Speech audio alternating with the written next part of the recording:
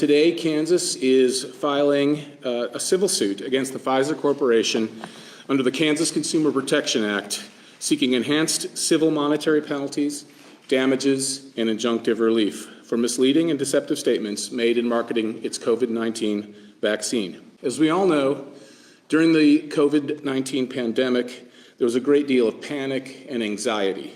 Many people who were elderly or who suffered from various medical conditions had already died when the vaccines became available. And when that time came, when the vaccines became available, every one of us had to make two decisions. Am I going to take the vaccine? And if so, which vaccine will I choose to take? And these decisions were being made in a hurry.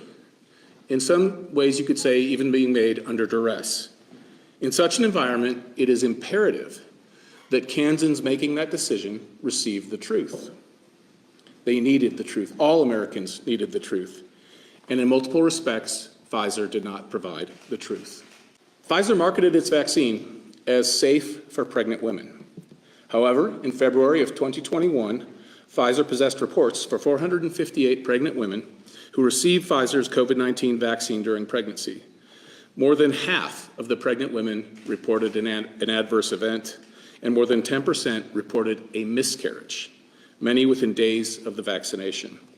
Pfizer also possessed information from its own October 2020 study on pregnancy in rats, indicating that its COVID-19 vaccine was likely linked to infertility, loss of litters, and stillborn offspring. Pfizer consistently denied any evidence of a connection or safety signal between its COVID-19 vaccine and myocarditis or pericarditis. Indeed, on January 18, 2023, when asked whether its vaccine caused strokes or myocarditis, Pfizer chairman and CEO Alan Berla stated, quote, "We've not seen a single signal, although we have distributed billions of doses," end quote. A signal that he was referring to as a safety signal, which refers to a negative consequence. However, as Pfizer knew, the United States government, the United States military, foreign governments, and others had found that Pfizer's COVID-19 vaccine caused myocarditis and pericarditis. Pfizer also claimed that its COVID-19 vaccine protected against COVID-19 variants, even though data available at the time showed Pfizer's vaccine was effective less than half the time against variants. Pfizer urged Americans to get vaccinated in order to protect their loved ones, clearly indicating a claim that Pfizer's COVID-19 vaccination stopped transmission of COVID-19. Pfizer later admitted that it had never even studied transmission of it after its recipients received the vaccine and whether they could say it stopped transmission. After making these misleading statements, Pfizer also engaged in some censorship attempts.